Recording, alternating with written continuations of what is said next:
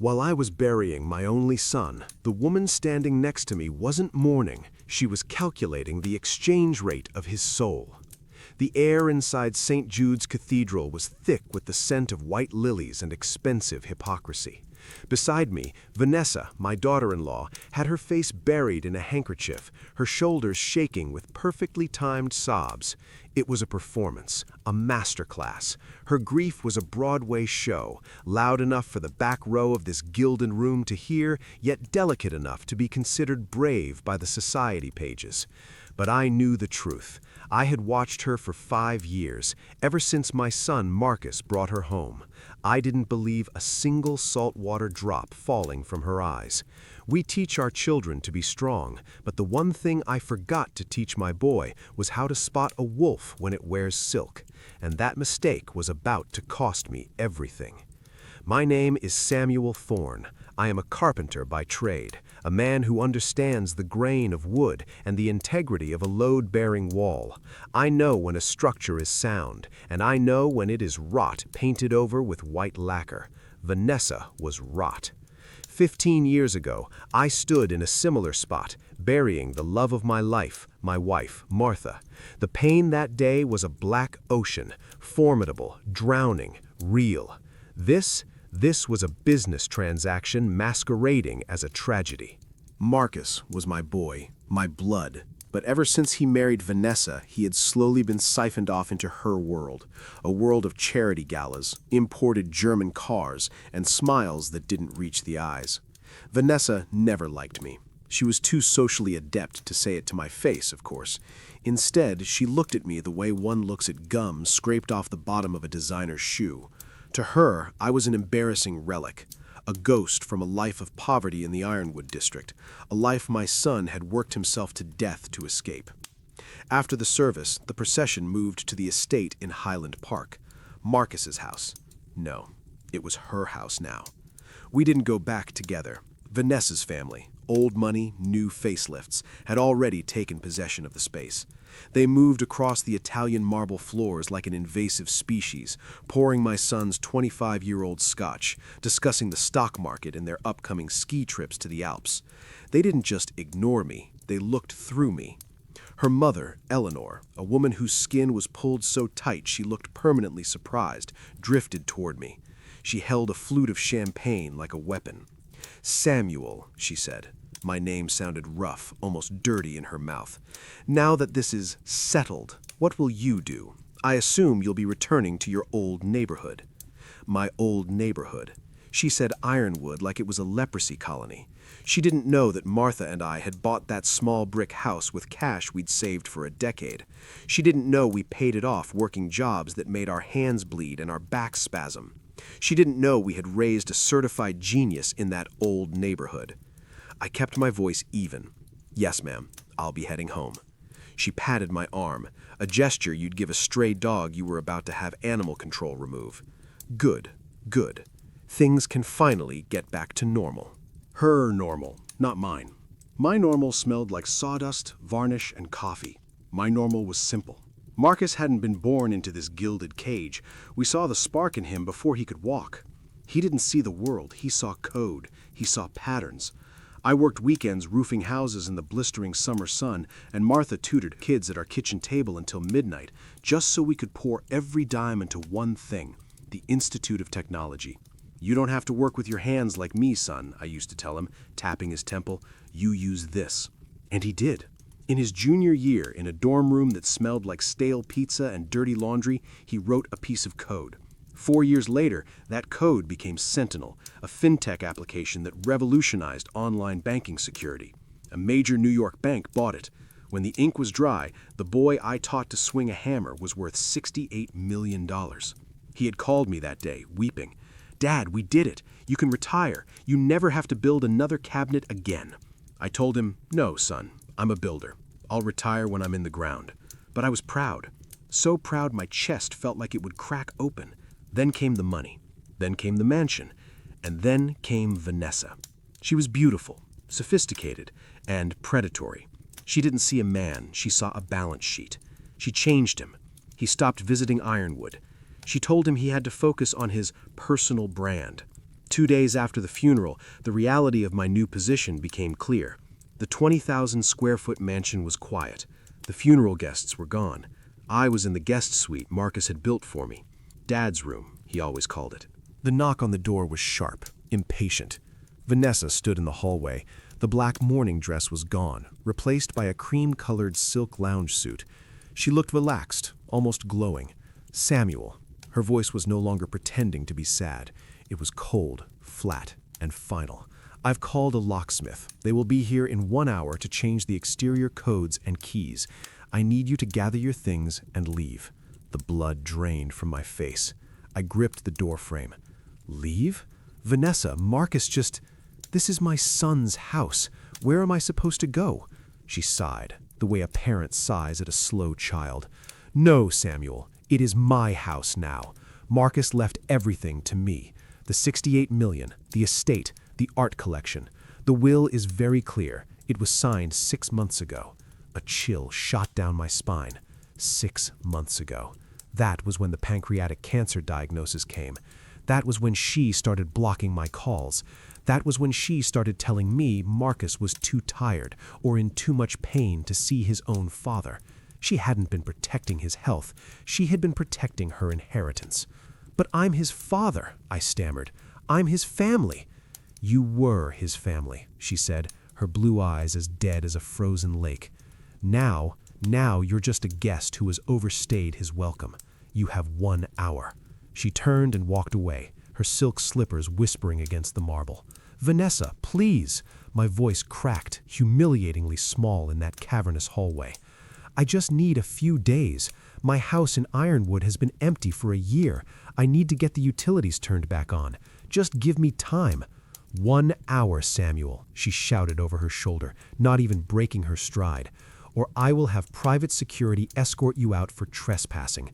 Do you really want that humiliation? Trespassing. In the house my son built. The shock vanished, replaced by a cold, pure rage. I am not a beggar. I am Samuel Thorne. I didn't need an hour. I had one old canvas duffel bag. I packed my few shirts, my toothbrush, and the worn-out Bible that had belonged to Martha. I zipped the bag. I walked down that ridiculous curving staircase, feeling small and out of place, a smudge of dirt on a pristine painting. I reached the massive front door and stopped. My heart seized. By the curb, next to the oversized plastic bins for sanitation pickup, were 3 heavy-duty black trash bags. They weren't full of kitchen waste. I knew the shape of the objects bulging against the plastic. My hands were shaking as I walked down the stone path. I pulled open the knot on the first bag. My tools. My father's chisels, the wooden handles worn smooth by 3 generations of hands. The hammer I had used to teach Marcus how to build his first birdhouse. Tossed in with the garbage. I ripped open the second bag. Glass shards sliced my finger. There it was, the sterling silver picture frame Marcus had given Martha and me for our 25th anniversary. Inside, the smiling face of my wife. The glass was shattered, the frame bent. I heard gravel crunch, a low growl. Vanessa's new Mercedes G-Wagon purred up the driveway and stopped right next to me. The tinted window glided down. She was wearing massive sunglasses, shielding her eyes from a sun that wasn't shining. You threw away Martha's picture. My voice was a low rasp. I didn't recognize it. Vanessa smirked. A real smile this time. Pure contempt. That old junk doesn't match my new aesthetic, Samuel. You're not welcome here anymore. You don't belong in this world. She put the car in gear, then paused. Oh, and don't bother calling the lawyer. Like I said, it's all mine. She looked me up and down, a 70-year-old man in a rumpled suit standing over a pile of trash that contained his entire history. Go back to your dumpster and die. She hit the gas. The smell of expensive burning fuel hung in the air. I stood there for a long time. The birds in the million-dollar oak trees were singing as if the world hadn't just ended. Slowly, carefully, I reached into the bag. I lifted out the silver frame. I picked away the shards of glass. I took the photograph of my beautiful Martha, folded it gently, and slipped it into my breast pocket, right over my heart. I walked to my 1998 Ford F-150, the truck Vanessa always called that rust bucket. I turned the key. The engine roared to life, loud, familiar, loyal. As I drove out of those iron gates, I looked in my rearview mirror. She'd made a mistake. She thought she was throwing away a weak old man. She didn't know she had just declared war on a builder. I drove until the sun went down, the skyline of the city fading into the distance. I ended up at a traveler's inn off the interstate, one of those places where the neon sign buzzes like a dying fly and half the letters are burnt out. The room cost $48 cash.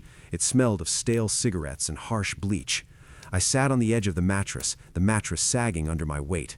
My hands that had built houses from nothing but timber and sweat, were shaking. 70 years old, and I was homeless. I didn't turn on the television. I just sat there in the buzzing silence as headlights from passing trucks swept across the room like prison searchlights. I reached into my breast pocket and pulled out the folded photograph of Martha. Her smile, even creased and dirtied from the trash bag, was the only real thing in the room. And that's when the tears finally came. But I wasn't crying for the $68 million. Money is just paper. I wasn't even crying for the mansion or the tools. I was crying because I had failed my son. My only job as a father, the only one that ever truly mattered, was to protect my boy. I had protected him from scraped knees, from bullies, from his own doubts. But I hadn't protected him from her. I had seen the snake in his house.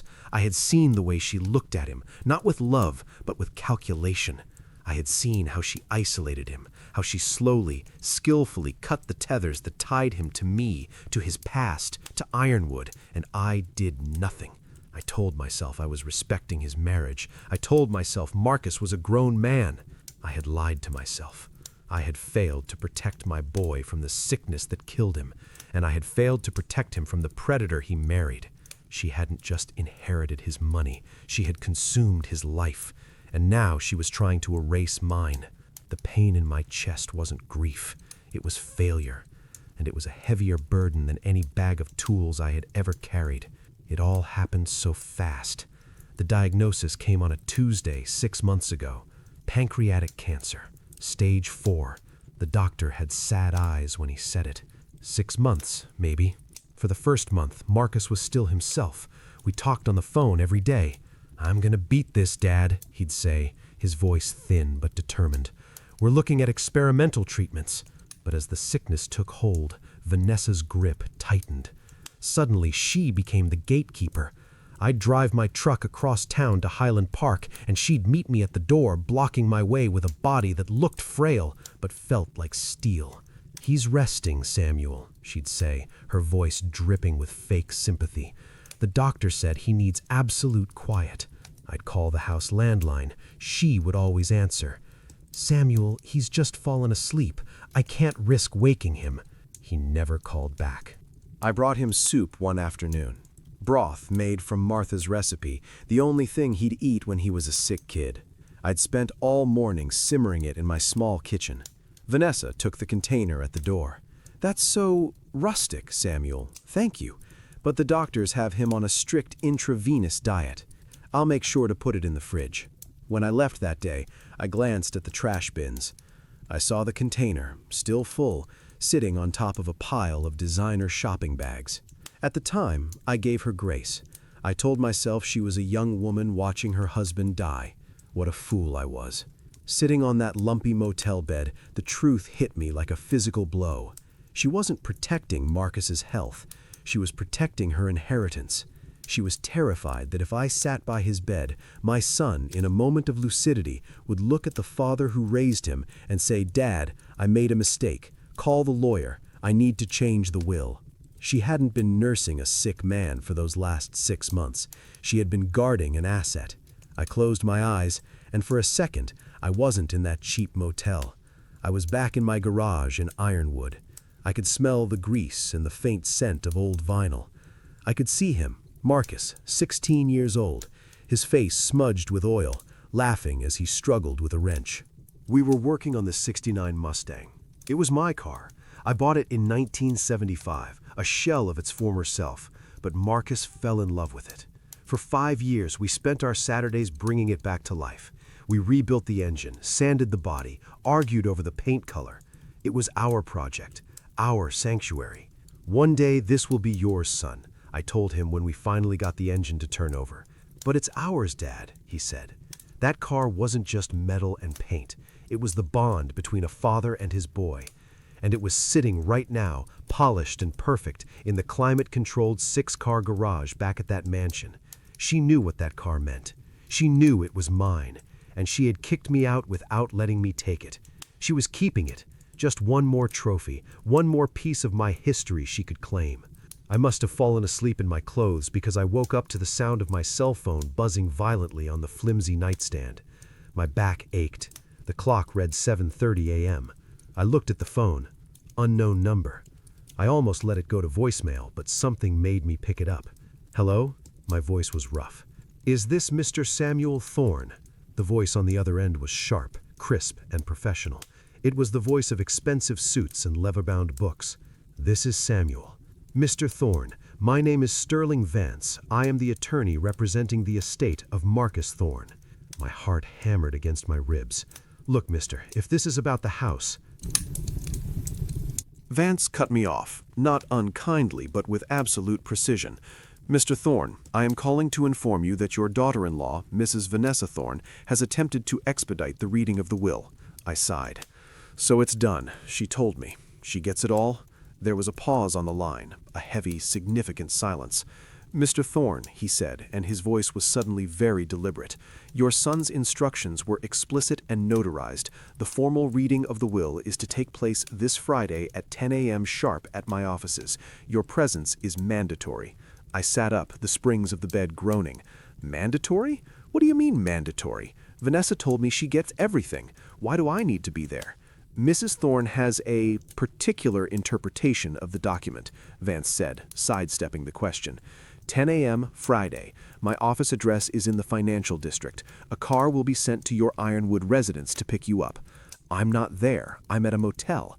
Then I will have the car meet you there. My condolences for your loss, Mr. Thorne. I will see you on Friday. He hung up. I stared at the phone. He hadn't confirmed what Vanessa said, but he hadn't denied it either. Mandatory. Why? Why force me to sit in a room and watch that woman officially claim the millions she had already used to destroy me? Unless Vanessa hadn't told me the whole truth.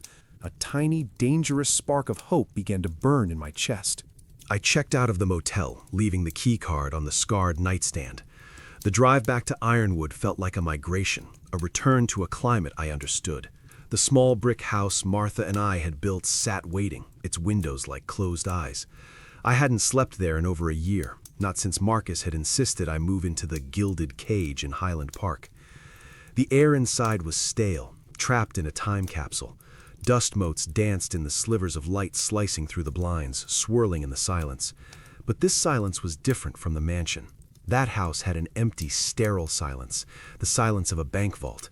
This was a heavy, mournful silence. It was full of ghosts, yes, but they were my ghosts. Martha's rocking chair sat in the corner, covered in a white sheet like a statue waiting to be unveiled. I sat in my old recliner, the worn fabric conforming to my back like a handshake from an old friend. I didn't know what to do. I was just waiting for Friday, waiting for the final humiliation or for an answer I couldn't yet see. I turned on the old television in the corner. The tube took a moment to warm up, a high-pitched whine preceding the image. I flipped through the channels, just needing to hear a human voice to drown out the ringing in my ears. I landed on the local evening news, and there she was. My heart stuttered. It was Vanessa, but she wasn't the grieving widow in black I had stood beside 2 days ago. She was wearing a backless silver dress that shimmered like fish scales. Her hair was piled high, diamonds dripping from her lobes like solidified tears. She was smiling, a flush on her cheeks, a champagne flute in her hand.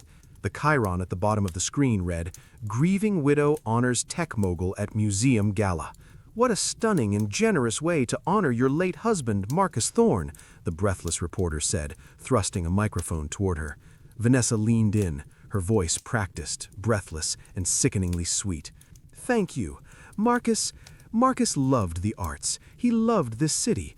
That's why, in his honor, I am pledging $1 million from his estate to the museum's new contemporary art wing. $1 million. Just like that. I felt the blood pound in my temples, a rhythmic thud of fury. Marcus didn't care about contemporary art. He thought it was a tax haven for the bored rich. He was an engineer.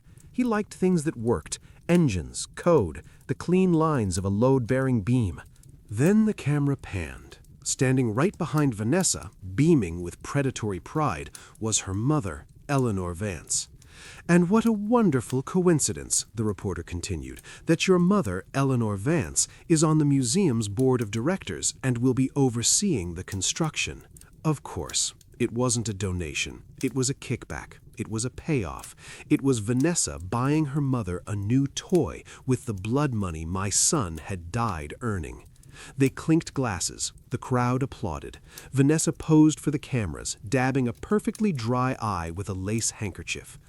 I thought about the coffee can where Martha and I had saved $5 bills. I thought about the weekends I spent fixing neighbors' porches until my knees locked up, just for the extra cash. I thought of the endless nights Martha spent grading papers at this very kitchen table, her eyes red with fatigue. All of it, every single sacrifice, had been poured into our son, and our son had turned it into $68 million. And now this vulture was throwing it away on parties and statues, laughing in front of the world while the man who paid for it was barely cold in the ground. She wasn't grieving. She was celebrating. She was free, free from the burden of a sick husband, free to spend the money she had so carefully guarded. I looked at my own hands, cracked and calloused even in retirement, hands that had built, hands that had provided. A cold, clear rage settled over me. It was a familiar feeling, the intense focus I felt right before making a difficult cut in a piece of rare mahogany. Absolute precision. She wasn't just spending his money. She was erasing him. I turned off the television. The silence returned, but it wasn't mournful anymore. It was expectant. Friday couldn't come soon enough. This wasn't about a will anymore. This was about justice. I spent the next 2 days in that quiet, dusty house, cleaning. There is therapy in labor. It felt good to use my hands to bring order back to a place. I was sweeping the front porch on Wednesday afternoon, 2 days before the reading, when I heard the hiss of air brakes. A massive, bright yellow tow truck backed up in front of my house, blocking out the sun. A man in a grease-stained jumpsuit hopped out, holding a clipboard. He looked at my old F-150 in the driveway, then at the closed garage, and finally at me. "I'm here for the car," he said. Not rude, just stating a fact. "What car?" "The '69 Mustang. Got an order to pick it up. Property of the estate of Marcus Thorne." I put my broom down, very slowly. The rage I felt watching the gala was nothing compared to this. This was a direct invasion. "Who sent you?" He tore a piece of paper from his clipboard and handed it to me. It was printed on thick, expensive stationery. The header read, "Vance and Associates." Vanessa's shark of a lawyer, not Sterling Vance. "Per the instructions of our client, Mrs. Vanessa Thorne, executor of the estate, you were required to release the 1969 Ford Mustang, a personal asset of the deceased, for inclusion in the estate's inventory." I almost laughed. It was so audacious, so greedy, I couldn't believe it. "She sent you to take my car?" I said, my voice low. "Sir, I just follow the work order. It's listed here as part of the estate. Are you Samuel Thorne?" "I am." "Then I need you to open the garage. My order says you're in possession of the vehicle." He was just a man doing a job. I held up a hand. "Wait here." I walked inside, past Martha's covered rocking chair, to the small wooden desk where I kept my important papers. Not the junk Vanessa had thrown in the trash, but the real papers. The deed to this house, my birth certificate, and a thin, yellowing piece of paper from the Department of Motor Vehicles, dated 1975. I walked back outside. The driver was tapping his foot, looking at his watch. "Look, Pop, I don't want no trouble. Just open the garage." "Pop," I repeated, smiling a smile that didn't reach my eyes. "Son, I was driving before your parents were born. I need you to read this." I handed him the registration. He squinted at it in the sunlight. "What is this?" That, I said, is the title and registration for the 1969 Mustang currently in that garage. I bought that car in 1975 for $600. As you can see, the registered owner is Samuel Thorne, not Marcus Thorne, not Vanessa Thorne, Samuel Thorne. I watched his eyes move back and forth from the paper to my face. He was connecting the dots. My son and I restored that car in my garage with my tools, I said, my voice quiet but hard as ironwood. It was our project, but it was never his property. It has always been and remains my car. The driver looked at the fancy letterhead from Vanessa's lawyer. Then he looked at the official state document. He understood. He was being paid to participate in a theft. Well, the work order says, the work order is wrong, I cut in. It's based on a lie. Now I am the legal owner of this property. That is my car in my garage. You are on my land, and I am telling you to leave. I wasn't shouting. I was just stating a fact, the same way I'd tell an apprentice a wall wasn't plumb. The man looked at me, a 70-year-old standing on his own porch holding the legal title to his history. He looked at the tow truck. He looked back at me. He knew this was a fight he couldn't win without the police involved. And he knew the police would side with the title holder. He sighed, tearing the work order off his clipboard and crumpling it in his fist. All right, man. Ain't my problem. He started walking back to the truck. You tell the lady who sent you to check her facts before she sends a man to do a thief's job. He didn't look back. He just got in his truck, gunned the engine, and drove away. I stood there for a long time, the crumpled registration in my hand. This was her final mistake. She hadn't just insulted me. She hadn't just kicked me out. She had tried to steal from me. She had tried to take the last tangible piece of my history with Marcus, and it proved one thing. She was sloppy. I hadn't even set my broom down when my cell phone started buzzing in my pocket. I knew who it was. The driver must have called her the second he turned the corner. I pulled out the phone. Unknown number. I let it ring 3 times. Then I answered. Hello, Vanessa. The sound that came through the speaker was not a human voice. It was a shriek, a high-pitched, furious sound like metal tearing against metal. What do you think you are doing? I held the phone an inch from my ear. I didn't say anything. I just let her burn herself out. You old fool! You sent my driver away. You threatened him. You are interfering with the legal execution of an estate. That car belongs to Marcus, which means it belongs to me. I will have you arrested for theft. I waited until she had to take a breath. It's not your car, Vanessa, I said. My voice was quiet as my old workshop on a Sunday morning. The hot rage was gone, replaced by something cold and hard like granite. The car is mine. I bought it in 1975. The title, which I am holding in my hand right now, is in my name, Samuel Thorne. It was never Marcus's. It was never on his asset list. It was never yours. I let the facts sink in. And this house I'm standing in, I added, looking at the brickwork I had laid myself, is also mine. There was a sputtering, choking sound on the other end. She was furious that I had facts, that I wasn't just some senile old man she could push around. We'll see what my lawyers have to say about that, she hissed. We'll see what a judge says when I show them how you're trying to steal assets from a grieving widow. Grieving, I repeated. Was that what you were doing at the museum gala? Grieving? That stopped her. Dead silence. She hadn't realized I'd seen her. When she spoke again, the tone had shifted. The hot rage was gone, replaced by a cold, calculating venom. You know what, Samuel? You're right. Keep the worthless old car. I don't care about it. I knew that was a lie. She cared about every single penny. This was a tactical retreat. But don't bother coming on Friday, she snapped. My blood ran cold. Friday. You mean the will reading? Yes. Don't come. You don't need to be there. It's just a formality. As I told you, Marcus left everything to me. It would just be painful for you. And honestly, I don't want to deal with a scene. The fake sympathy was back. It was more disgusting than her screaming. Mr. Vance said my presence was mandatory. Vance, she spat the name. Vance is just the lawyer. I am the executor. I'm telling you not to come.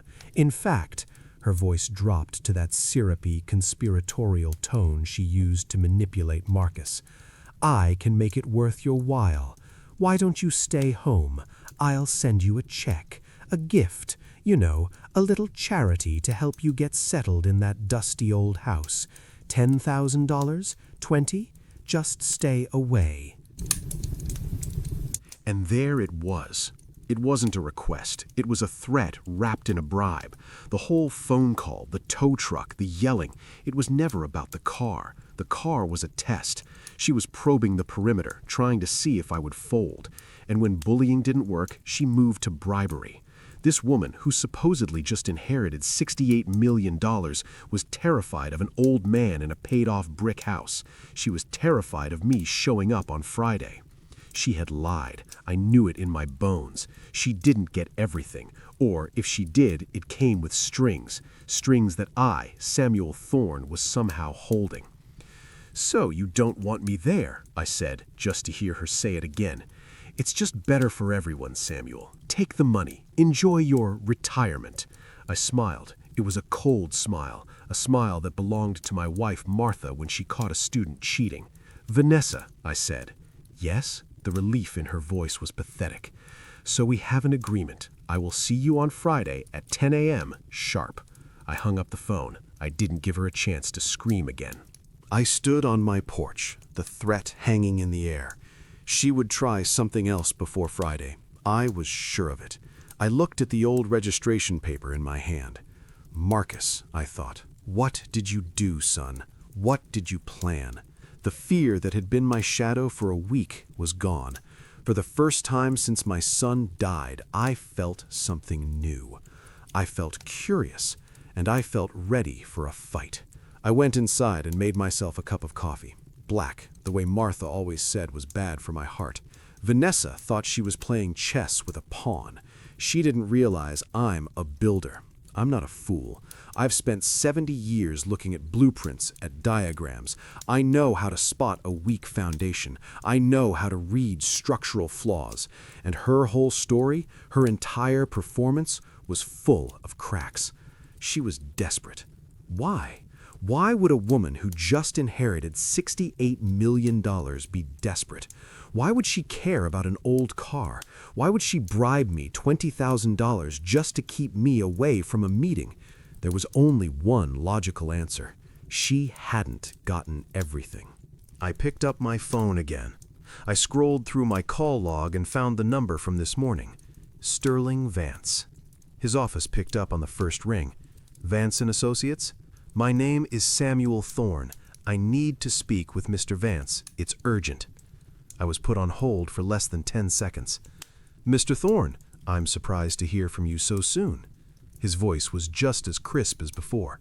"Mr. Vance," I said, getting straight to the point, "I just received a call from my daughter-in-law. She tried to have my car towed from my property. She also threatened me. She told me not to come on Friday. She said she would pay me $20,000 if I stayed away." The line went silent. Not a disconnected silence, but a heavy, listening silence. I could hear the faint scratch of a pen on paper. "Mr. Vance?" "Mr. Thorne," he said, and I could almost hear the smile in his voice. "As your son's legal counsel, I cannot advise you, but as a man who respects the wishes of his client, I strongly recommend you attend the meeting on Friday. She said she gets everything.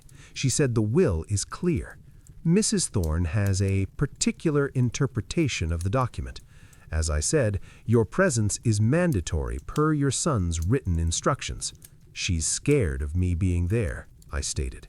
"She is apprehensive," Vance corrected smoothly, "and I can confirm that she has indeed retained her own legal counsel who will also be present." He paused, then added, "This will reading may be more interesting than she anticipates." Interesting. Lawyers like Vance don't use the word interesting unless they mean explosive. "Thank you, Mr. Vance. And Mr. Thorne," he added just before I hung up, "about your car. Don't worry about it. I'll handle it. I believe Mrs. Thorne's lawyers will find that attempted seizure Ill-advised. I hung up the phone. I looked around my dusty living room. Vanessa had lied. Marcus had planned something, and this lawyer, Vance, was the man Marcus had trusted to execute it. Thursday night, 10 p.m. I was in my old house, but I couldn't sleep. I sat in Martha's rocking chair, staring at the shadows the streetlights cast on the living room wall. Tomorrow was the reckoning. I kept turning Vanessa's threat over and over in my mind. Don't come. I'll send you a check. Why? My mind drifted back past the funeral, past the gala, past the tow truck, back to the hospital. It was one of the last times I saw Marcus alone, before Vanessa locked him down completely, before she started using "he's resting" as a moat to keep me out. I'd slipped into his room when the private nurse was on her lunch break. Vanessa had gone to get a manicure. He looked so small in that giant, sterile hospital bed. All that money, and he was just bones covered in yellowed skin. But when he saw me, his eyes focused. "Dad," his voice was just a dry rasp. I grabbed his hand. It felt like a bundle of dry twigs. "I'm here, son. I'm right here." He tried to squeeze my hand. The effort was enormous. "Dad, you gotta promise me," he whispered, his breathing shallow. "Promise me." "You'll be okay. Don't you worry about me, son," I said, my throat thick with unshed tears. He gave a tiny shake of his head. "No. Listen. Please. I know Vanessa." He stopped fighting for breath for a second. She can be difficult." Difficult. That was the word he used. I had a few others I'd been using in my head, but I just nodded. "It's okay, Marcus. She's just stressed." "No, Dad," he insisted, and his eyes were suddenly clear and intense. "Just promise me. You'll be okay. I've taken care of everything. I've made sure you'll be taken care of." At the time, sitting in that room that smelled of antiseptic and decay, I thought I knew what he meant. I thought he was telling me he had left everything to her, but had asked her, as his dying wish, to look after me. I thought he was begging me to be patient with her, to accept her difficult nature. I thought, "I've made sure you'll be taken care of," meant he had trusted her to do it. But now, sitting in the dark of my own home, the words echoed differently. Vanessa's voice from 2 days ago, "Go die in a dumpster." The lawyer's letter, "We are coming to seize your car." Her desperate bribe, "Stay away." This wasn't the behavior of a woman who had been entrusted with my care. This was the behavior of an animal caught in a trap. "I've taken care of everything." It wasn't a plea, it was a statement, a fact. My son was a genius. He saw patterns, he saw logic, he knew her better than I did. She can be difficult. It wasn't an excuse, it was a warning. I finally understood. My son hadn't just been dying, he had been building. He had been working on one last project. He had been laying a trap. I stood up from the rocking chair. What if he didn't mean he trusted her to take care of me? What if he meant he had put something in place precisely because he didn't trust her? I walked to the closet and pulled out my one good suit, the one I wore to church, the one I wore to Martha's funeral. Tomorrow wasn't going to be a humiliation. It was going to be a revelation. I didn't know exactly what Marcus had planned, but for the first time since he died, I knew without a shadow of a doubt that I was going to be okay. My son had made sure of it. At 9:45 a.m., a black Lincoln town car, silent as a funeral procession, pulled up in front of my little brick house in Ironwood. The driver, a young man in a black suit who looked like he was carved out of granite, didn't say a word. He just opened the door for me. It was Mr. Vance's car, just as he'd promised. We drove out of the neighborhood, watching the small, well-tended lawns of the working class give way to the towering glass obelisks of the city. We were heading to the financial district, to a world of invisible money and very visible power. The offices of Vance & Associates occupied the top floor of a steel spire that scraped the belly of the clouds. It wasn't a warm place. It was all dark wood, polished granite, and cold modern art that looked like angry geometry. It smelled of old money, a scent like cured leather and ozone. The receptionist, a woman who likely made more in a year than I had in a decade, pointed me toward the main conference room. My heart was pounding a slow, heavy rhythm against my ribs, but my hands were steady. I wasn't a beggar. I was an invited guest. I pushed open the heavy oak doors. They were already there. Vanessa sat at the head of a 20-foot mahogany table, a throne for a queen who hadn't yet been crowned. Her mother, Eleanor, sat beside her, looking bored and checking her watch. Next to them was a man I didn't recognize, young, with slicked-back hair and a suit that probably cost more than my truck. He had the dead, emotionless eyes of a shark. This had to be her personal lawyer. Then Vanessa saw me. Her back went rigid, her eyes narrowed into slits. I've seen that look before. It's the look you give a cockroach just before you crush it under your heel. Pure, unadulterated disgust. Her mother whispered something to her, but Vanessa didn't look away from me. "I'm surprised you dared to show up, Samuel," she said, her voice loud enough to echo slightly in the large, acoustically perfect room.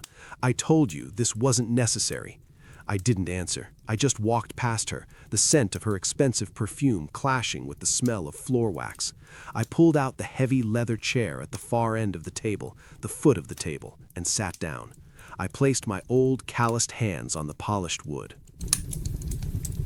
I looked at the head of the table, past Vanessa, to where Sterling Vance had just entered through a side door. "Mr. Vance," I said, "I'm ready." The room was silent. I could feel Vanessa's hatred burning a hole in the side of my head.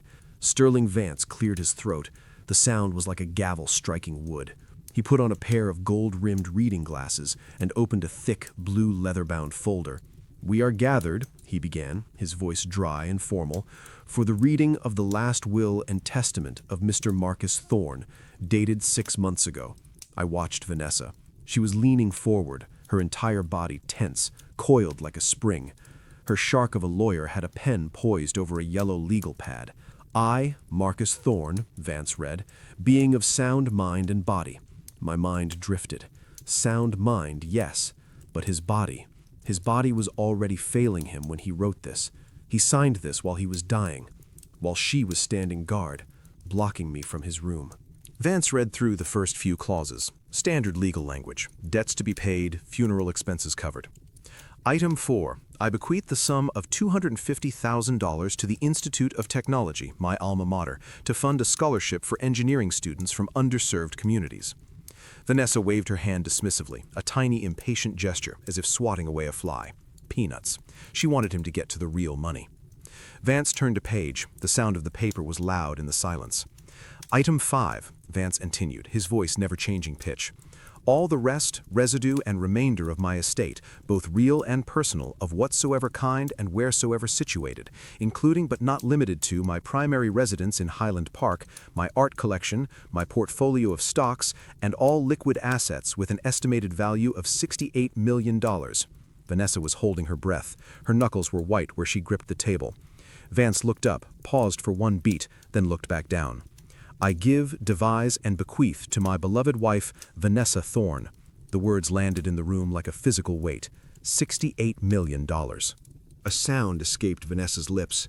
It was a long, dramatic sigh, as if she'd been holding her breath for 6 months. The performance was over. The mask of the grieving widow dissolved, replaced instantly by a look of pure, unadulterated triumph. Her lawyer smiled, a predatory baring of teeth, and patted her hand. It's done, Mrs. Thorne, just as we discussed. Her mother, Eleanor, let out a little squeal. Oh, darling, you deserve it. You deserve every penny for what you went through. I just sat there, frozen. So it was true. All of it. The bribe, the threats. She had won. My son had left me with nothing. That promise he made, "I've made sure you'll be taken care of," was a lie. A dying man's delirium. Or worse, he had trusted her to do it. And she had laughed in his face, kicked me out, and thrown my wife's picture in the trash. The humiliation was complete. I was a fool, a grieving, broke old fool. Vanessa turned her head very slowly and looked at me down the long, polished table. She didn't say a word. She just smiled. It was a horrible smile. It was the smile of a predator that had just finished its meal. It said, I told you not to come, and you, old man, are nothing. I felt the blood drain from my face. I wanted to be sick. Vanessa's lawyer snapped his leather briefcase shut.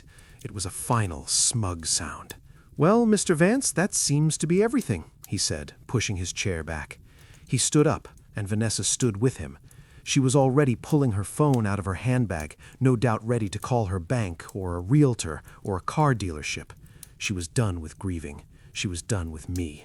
"Thank you for your time, Sterling," she said, using his first name as if he were the help. She looked at me one last time with that look of pure, satisfied dismissal. "Goodbye, Samuel." They started to walk toward the door. "Please sit down." Sterling Vance's voice sliced through the room. It wasn't loud. It didn't have to be. It had the weight of a bank vault door swinging shut. Vanessa and her lawyer froze. She turned around, her face a mask of annoyance. "Excuse me? I believe we're finished here." "No, Mrs. Thorne, we are not," Vance said. He hadn't moved. He hadn't even looked up from the blue folder. "I said, please sit down. I have not finished reading." I watched Vanessa's lawyer, let's call him Julian Cross. His smug smile was gone, replaced by a sharp, sudden alertness. He stepped forward. "Mr. Vance, with all due respect, you just read the residuary clause. The entire $68 million estate has been bequeathed to my client. The matter is concluded." Vanessa's voice was sharp. "What is this? Are you trying to drag this out for more billable hours? You just said, I get everything." Now Sterling Vance looked up. He took his gold-rimmed glasses off very slowly. He polished them with a small white cloth. He looked right at Vanessa, his eyes as clear and cold as a winter morning. "Mrs. Thorne," he said, his voice dropping just a fraction, "I said your husband bequeathed you everything. That is factually correct." He deliberately put his glasses back on, settling them perfectly on his nose. "However, I have not yet read the conditions." Conditions. The word hung in the silent, expensive air like toxic gas. Julian Cross's head snapped up. What conditions? Vanessa's face, which had been glowing with victory, suddenly went pale. Conditions? What? What are you talking about? What conditions? My own heart, which had felt like a cold, dead stone in my chest, gave a single, hard, painful thump. I leaned forward. Julian Cross dropped back into his chair. His smug confidence was completely gone, replaced by the sharp, focused look of a man who just heard a gunshot in a quiet room. "Read it," he demanded. Sterling Vance didn't answer him immediately. He slowly turned another page. The sound of the thick, expensive paper turning was the only noise in the room. "Mrs. Thorne," Vance said, "your husband was very specific. The bequest I just read is subject to a single, non-negotiable condition. I will read it to you now." He cleared his throat. "The aforementioned bequest of my entire estate to my wife, Vanessa Thorne, is granted upon one single condition, that she shall provide, at her own expense and from the estate, for the full care, comfort, and housing of my father, Samuel Thorne, in this very house, the Highland Park estate, for the remainder of his natural life." My hands gripped the arms of my chair. My knuckles turned white. "My father," Vance continued reading, "is to be treated with the dignity and respect of the master of the house. He shall have full and unfettered access to all parts of the property. He shall want for nothing. All his living expenses, including food, medical care, and personal requirements, are to be paid for directly from the estate's primary accounts, managed by my wife, Vanessa Thorne." He looked up over his glasses, first at her, then at me. I finally understood. "I've made sure you'll be taken care of." My son, my brilliant, underestimated boy. He hadn't trusted her. He hadn't been a fool. He had known exactly who he married. He had built a cage, a gilded $68 million cage, and he had just handed his wife the key, only to reveal that I was the warden. For a moment, there was absolute stunned silence. Vanessa's lawyer was staring at the will as if it were written in alien script. Eleanor had her hand over her mouth. And Vanessa's face had gone from pale to a deep, blotchy red. Her mouth opened, but no sound came out. Then she finally found her voice. It wasn't a whisper, it was a horrified screech. "What?" Her lawyer tried to shush her, but she shot to her feet, her chair scraping violently against the floor. I have to live with him?" She pointed at me, her finger trembling with rage. He's the janitor. I'm the owner. This is insane. This is elder abuse. He's abusing me." "Sit down, Mrs. Thorne," Vance said calmly.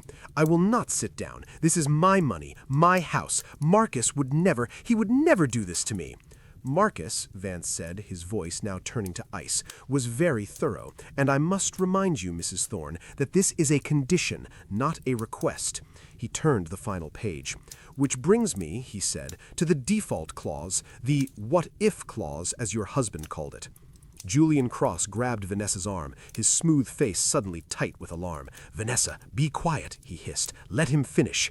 "Finish what?" she spat, shaking him off. "It's ridiculous. I am not going to run a nursing home for him." She pointed at me again. The disrespect was so natural to her, so reflexive.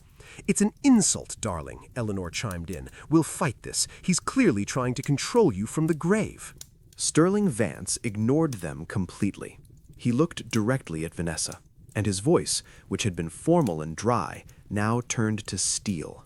"Mrs. Thorne," he said, and his voice cut through her hysterics like a blade, "you seem to misunderstand. The clause I just read was the condition of the bequest. If you refuse the condition, you refuse the bequest." He looked back down at the page.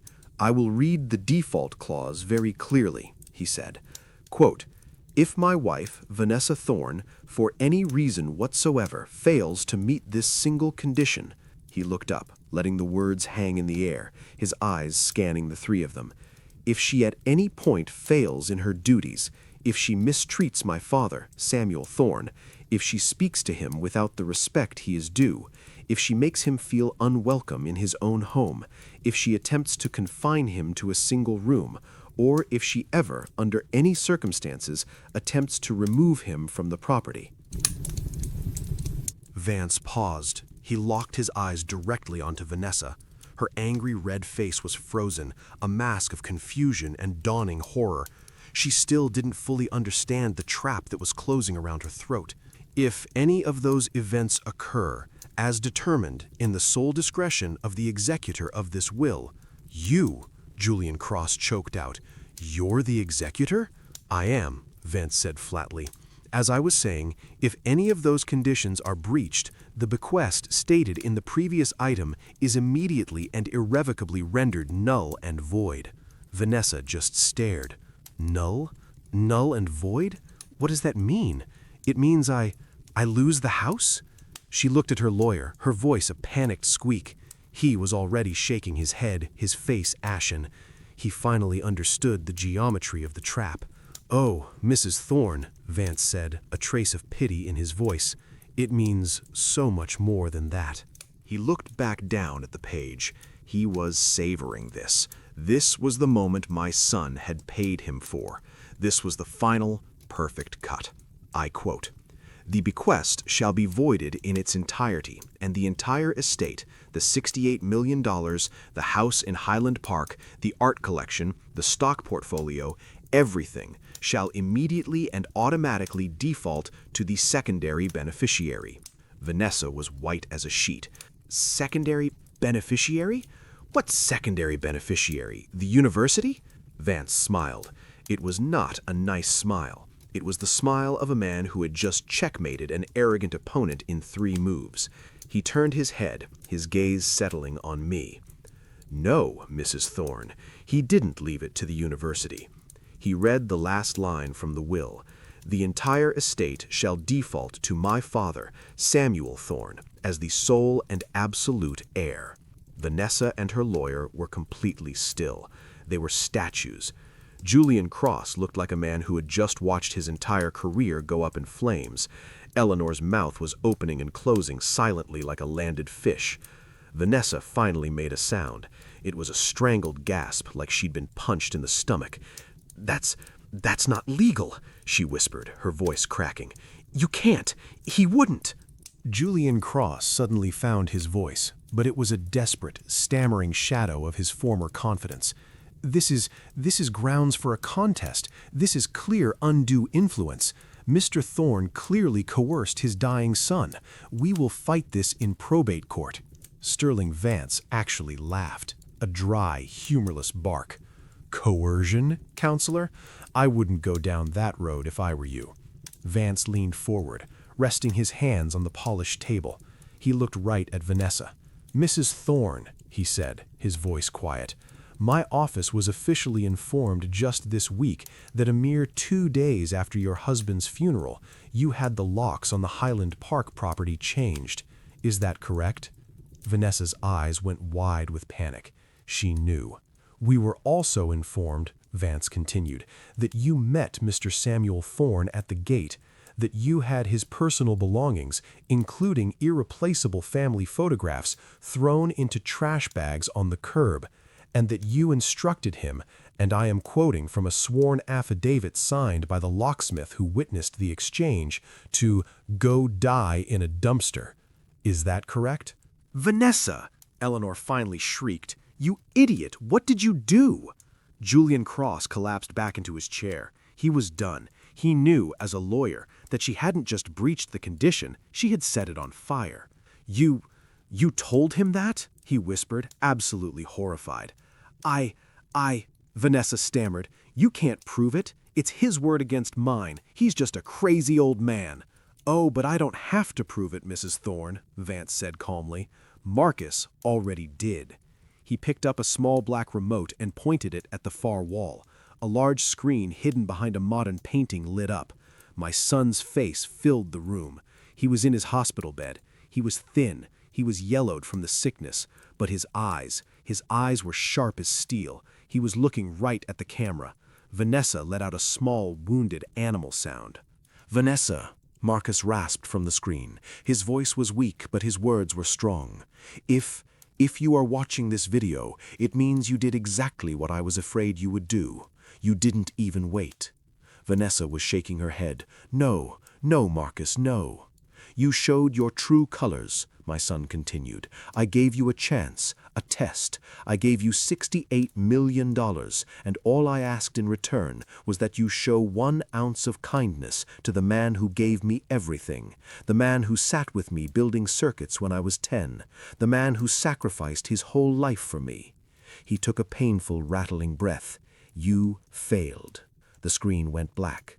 Vanessa stood there, swaying, staring at the empty screen. Her mouth was open, her eyes wide and blank. "No," she whispered, "no." She reached out a hand as if to steady herself on the table, but she missed. Her eyes rolled back in her head, and she collapsed, a dead weight onto the expensive Persian rug, fainting in a heap of silk and broken ambition. The first sound I heard was a sharp, stinging crack, like a dry branch snapping in a winter storm. I looked down. Vanessa was on the floor, a crumpled pile of expensive silk on that $10,000 Persian rug. Her mother, Eleanor, wasn't helping her up. She was kneeling over her, slapping her face, hard. "Vanessa, get up!" Eleanor shrieked, her voice cracking with hysteria. "Get up, you little fool! Fix this! What did you do?" It wasn't the sound of a mother worried about her daughter's health. It was the sound of a woman watching her museum wing, her social standing, and her lifetime access to my son's fortune evaporate into thin air. The shark lawyer, Julian Cross, wasn't hysterical.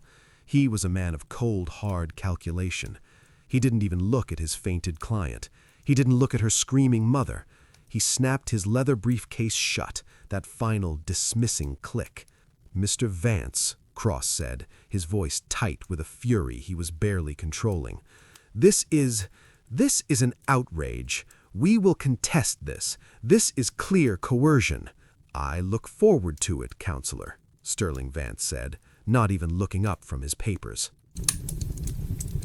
Cross stalked over to Vanessa, who was just starting to groan, her eyes fluttering open. He didn't offer her a hand. He nudged her with the toe of his expensive Italian shoe. "Get up," he hissed. "You lied to me. You told me this was simple. You told me the old man was a non-issue." He straightened his tie, his face twisting in disgust. "I'm done here. Do not call my office. You are no longer my client." He turned and walked out of the heavy oak doors, abandoning her. He left her on the floor, surrounded by the ruins of the empire she had held for exactly 10 minutes. Where did he go?" Vanessa mumbled. She pushed her mother's frantic hands away and scrambled to her knees. Her hair was a mess, strands of blonde plastered to her forehead. Her eyes were wild. "What happened? The video? He can't—" She saw the empty chair where her lawyer had been. She saw her mother, who was now just sobbing into her hands. And then she saw me. Sterling Vance ignored the entire pathetic drama. He acted as if they weren't even in the room. He turned to his briefcase, which sat on the long table like a judge's gavel. He pulled out a new, much thinner folder. He walked the entire length of the mahogany table, past the empty chairs, past the wreckage of Vanessa's life, until he was standing right in front of me. He didn't look at the women on the floor. He only looked at me. "Mr. Thorne," he said, and his voice for the first time was almost warm. He held out the folder.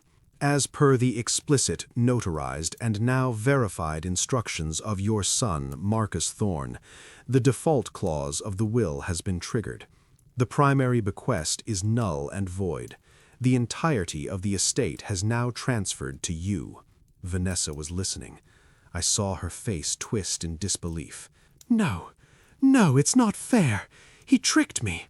"It's yours, Samuel," Vance continued, as if she hadn't spoken. "This folder contains the preliminary transfer documents for your signature.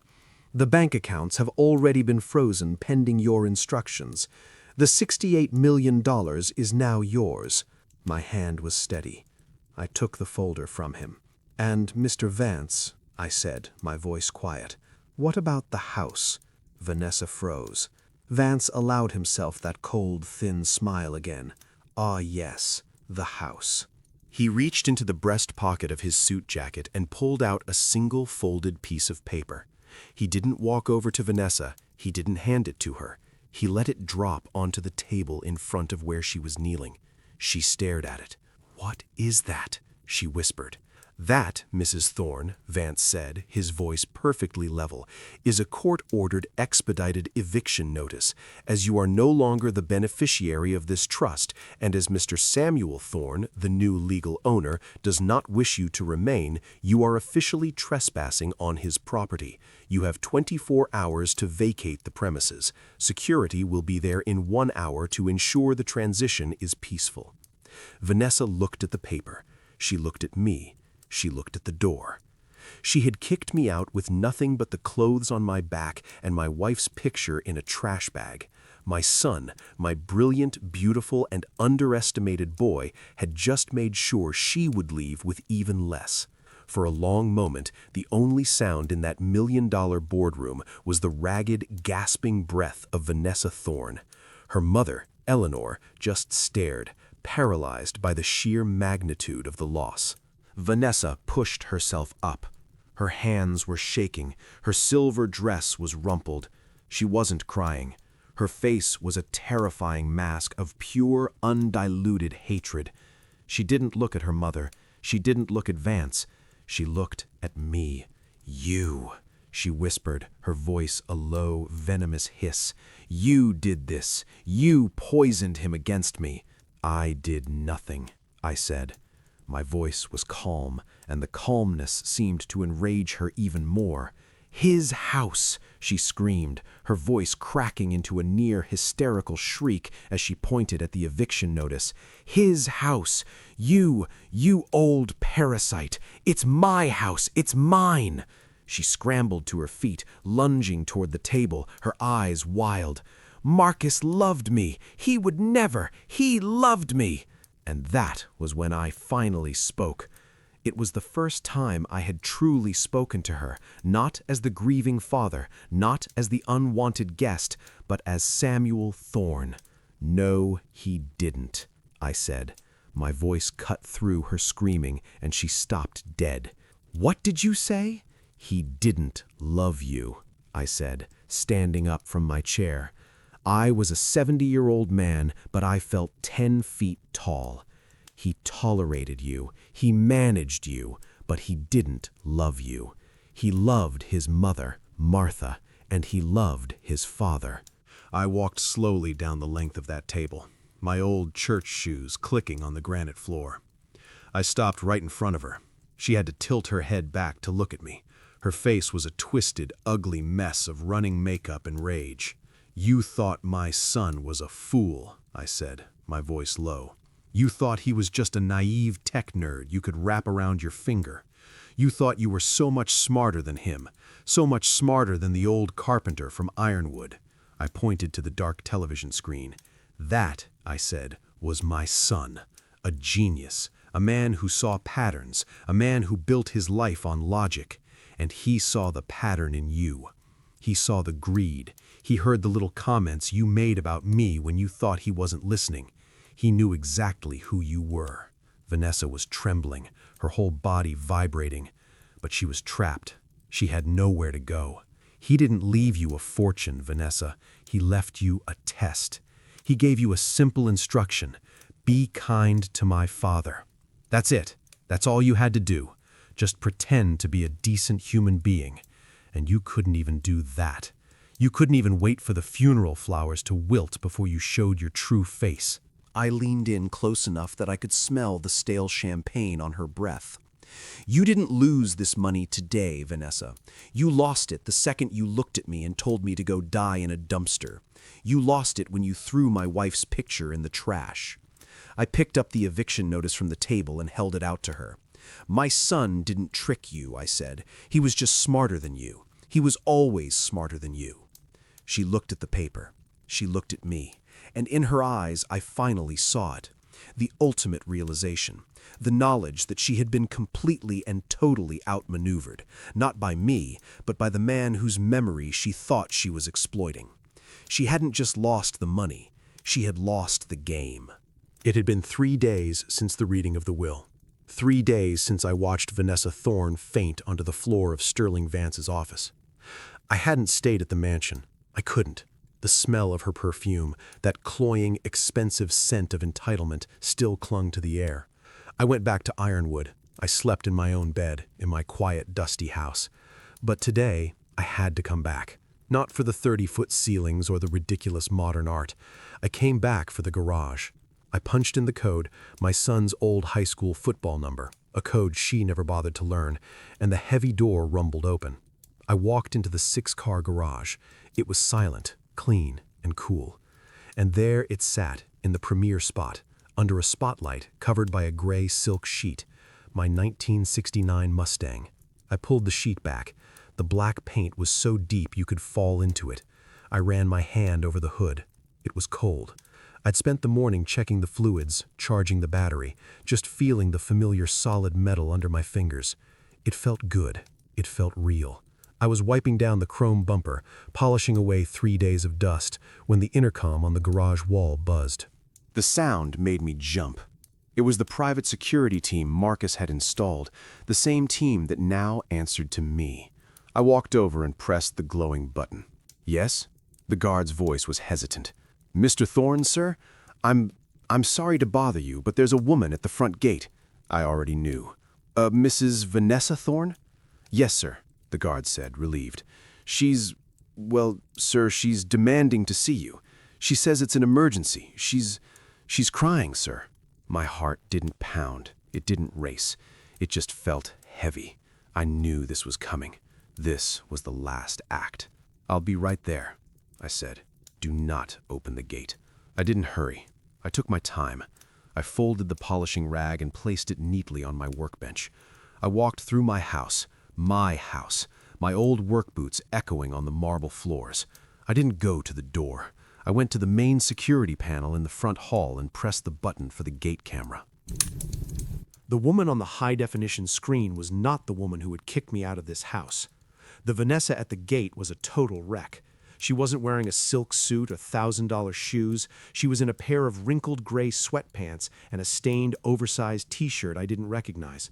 Her expensive blonde hair, the hair she spent hundreds of dollars on every month, was a tangled, greasy mess scraped back into a knot. Her face was bare, puffy, and streaked with black mascara. She looked like a beggar.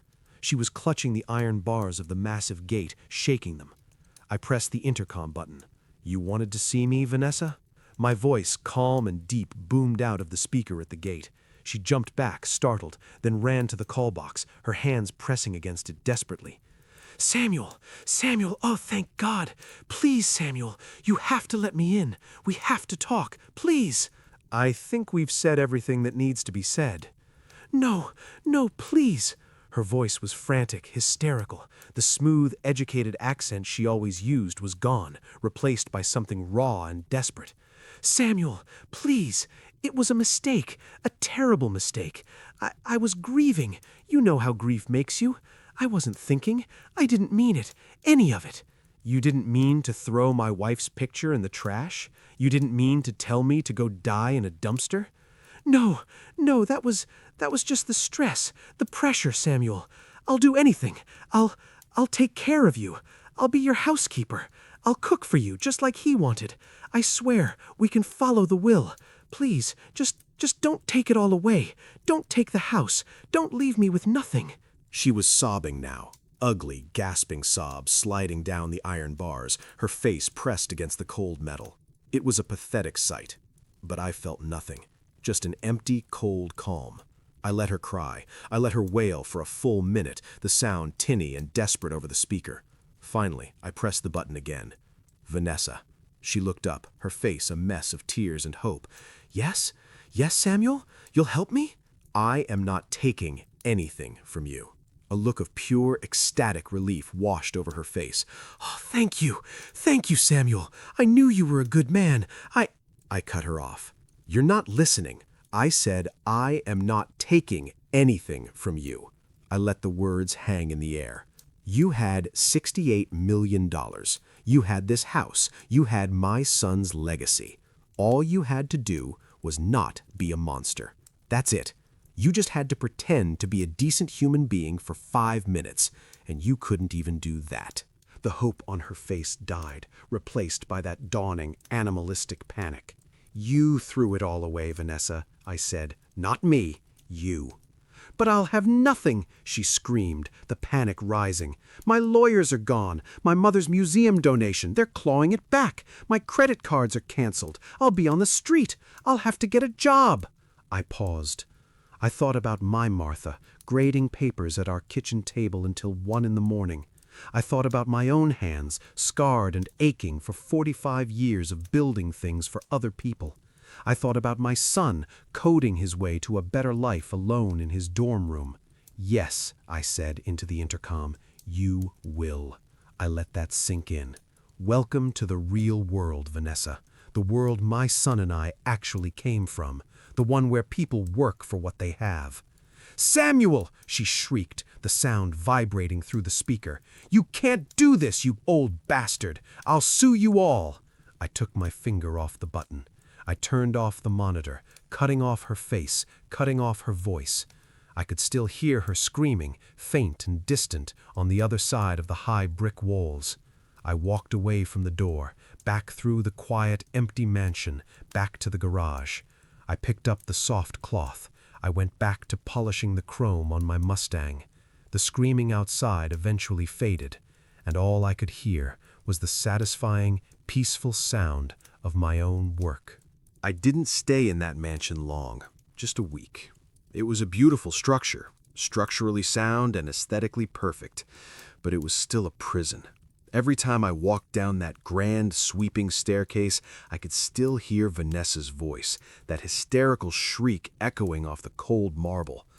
Every time I passed the front gates, I could see her ghost clawing at the bars, her face a mask of desperation. It wasn't a home. It was a monument to her greed, and I wanted no part of it. Sterling Vance handled the sale. He was, as always, ruthlessly efficient. The estate was sold in a private deal to another tech millionaire in less than a month. I didn't even ask for the final price. I just told him to get rid of it. That place was too big, too cold, too full of bad memories. It was a house built for a life my son never got to live, poisoned by the woman who tried to steal it. From the full amount, I kept $5 million. It was an absurd amount of money for an old carpenter, more than I could ever spend in 10 lifetimes. But it was security. It was proof that all our work, all of Martha's sacrifices, all of Marcus's genius had meant something. I put it in a simple, low-interest savings account at a local bank. I didn't want to live in a bank vault. I went home, back to Ironwood, back to the small brick house that Martha and I had bought 45 years ago. It was dusty, it was quiet, but it was mine. I used a small piece of that money to hire a crew, Good men, union men. We put on a new roof. We rewired the whole place. We sanded those old heart pine floors until they gleamed like new honey. And I painted the walls myself, a soft yellow, the color Martha had always loved. And the '69 Mustang? I kept it. I parked it in my old garage, the one I built right where it belonged. It was the only part of Highland Park that was worth saving. That left the rest of it. $63 million. It was a number so big I couldn't even picture it. It was just a weight. For Vanessa, it had been a prize, a jackpot, something she would kill for, or at least watch her husband die for. For me, it was just the proof of my son's life, his work, his genius, and I didn't want it. I sat with Sterling Vance in his office a week after the house sale was finalized. The check, a certified bank draft, was sitting on his desk between us. It looked ridiculous. "Mr. Thorne," he said, "we need to discuss your financial plan, investments, trusts, offshore holdings." "I have a plan," I said. "I'm not keeping it." Vance raised an eyebrow, his pen hovering over his notepad. "Not keeping it? I'm keeping my home. I'm keeping my car. I'm keeping the $5 million we discussed. That's my nest egg. That's my security." I pointed at the check. That belongs to Marcus, and I know what he'd want me to do with it. So we built one last thing, the most important thing. I created the Marcus and Martha Thorne Scholarship Fund. I went back to the Institute of Technology, the place that had taken my brilliant boy and given him the tools to change the world. I met with the president of the university. I told them I want this money to find the other Marcuses. This wasn't going to be some random donation. It was a mission. The fund's charter is simple. It provides full 4-year scholarships, room, board, books, tuition, everything. But it's not for just anyone. It's for students from the city's public schools, for kids from Ironwood, kids who have the spark but not the cash, talented kids who want to major in engineering and computer science, kids just like my boy. My Martha, she was a teacher. She believed education was the only way out. She believed it was the only true freedom. And Marcus was the proof. This money was the bridge my wife and son had built. Vanessa wanted to use that money to buy her way into a society that had always looked down on her. She wanted to buy art wings in her mother's name. She wanted to buy respect. But my son's legacy wasn't going to be a plaque on a museum wall. It wasn't going to be a greedy widow who fainted in a lawyer's office. My son's legacy will be a generation of engineers, of builders, of innovators. It will be hundreds of futures built on the foundation he laid. It will be the kids who get the chance he got, the chance Martha and I bled for. When I signed the papers in that boardroom, transferring the $63 million, I didn't feel a moment of loss. I felt peace. I felt I had finally brought my son's money home. I had taken this weapon she wanted, this prize she'd killed for, and I had turned it into a seed. Now all I had to do was watch it grow. It's been a year. My old house in Ironwood doesn't feel old anymore. It's alive. The walls are that soft yellow. The floors are warm. It smells like sawdust and lemon oil. I'm in the garage. The door is open, and the Saturday morning sun streams in, catching the dust motes in the air. I'm showing Leo, my neighbor's 12-year-old boy, how to polish the Mustang's chrome. "No, not like that," I tell him gently. "Don't wipe, you glide. Small circles. See? You let the polish do the work." He's a good kid. He listens. He reminds me a little of Marcus, back when his hands were still small. My neighbor, Mrs. Gable, walks by, slowing her pace as she passes the driveway. "Morning, Samuel," she calls out. "That car is shining bright enough to blind God." "Morning, Mrs. Gable." That's the idea. She lowers her voice, leaning over the white picket fence. "You hear the news about her, your son's wife?" I nod. I keep polishing. "I heard. Working a register at the grocery store over on Piedmont," she says, shaking her head with a mixture of pity and satisfaction. "A cashier. Can you believe it? And I heard from my cousin that she's suing her own mother, something about who was supposed to pay for that shark lawyer she hired. Is that so? I say. From 68 million to a cash register. My, the Lord don't sleep. She waves and continues her walk. A cashier. I stop and look at my reflection in the car's black paint. I see an old man in a clean work shirt. I see Leo waiting patiently with the rag in his hand. I see the sun reflecting off the hood. I try to feel something about her. Anger? Victory? Hatred? But there's nothing. It's just quiet. I didn't destroy her. She did that all on her own. I just built something new.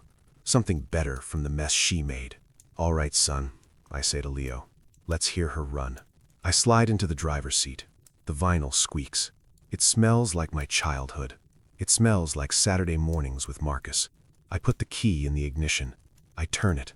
The engine explodes to life, a deep, rumbling, beautiful sound that shakes the dust from the rafters and rattles the windows of the house.